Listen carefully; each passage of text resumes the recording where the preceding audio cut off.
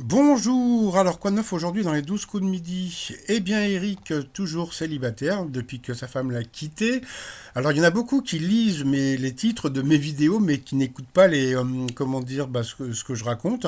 Donc la femme d'Eric a quitté Eric mais pour s'occuper des enfants, mais elle va revenir dans le jeu, elle va pas demander le divorce, surtout pas en ce moment avec tout le fric qu'il va gagner.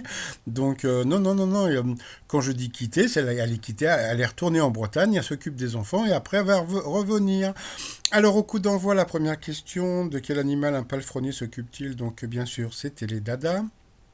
Après, donc, vous aviez le bonbon de la matinée, donc c'était Lolita de Limoges. Elle se surnommait, je crois que c'était Wonder Roulette. Donc voilà, donc très très rigolote.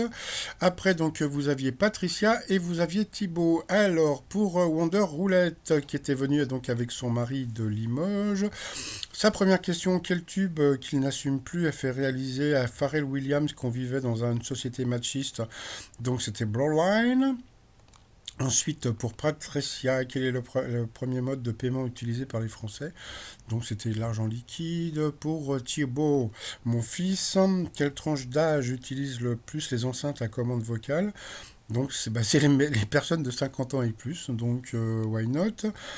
Comment surnommait-on les tennismen René Lacoste, Jean Borotra, Henri Cochet et Jacques Brugnon? Donc c'était les quatre mousquetaires. En quoi consiste le challenge qui suscite la controverse sur Internet en Autriche? Donc c'était d'embrasser les vaches. Donc bien sûr cette question, Lolita est passée au rouge. Qui dit rouge dit duel.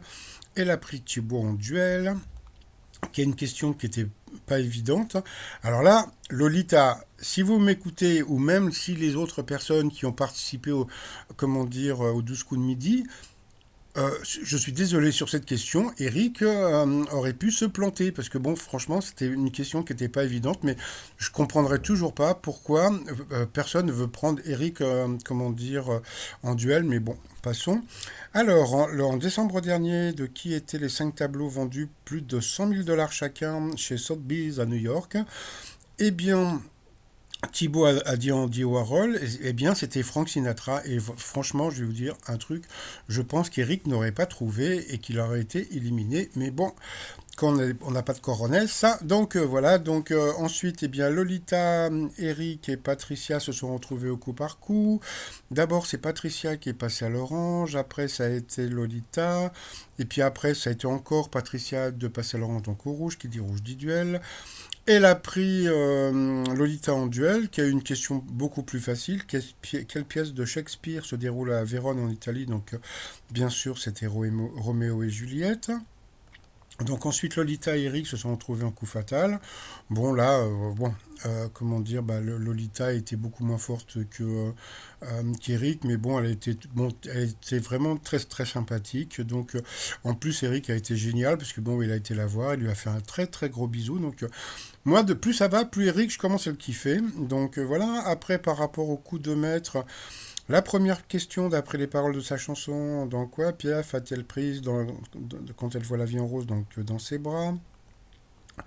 Dans quoi Peppa Pig et sa famille aiment-ils tant sauter? Donc c'était dans les flaques de boue. Puis alors là, c'était la question. Donc moi, ce que j'aime bien maintenant, c'est il y a vraiment des questions difficiles dans les coups de maître. Donc bravo à la production.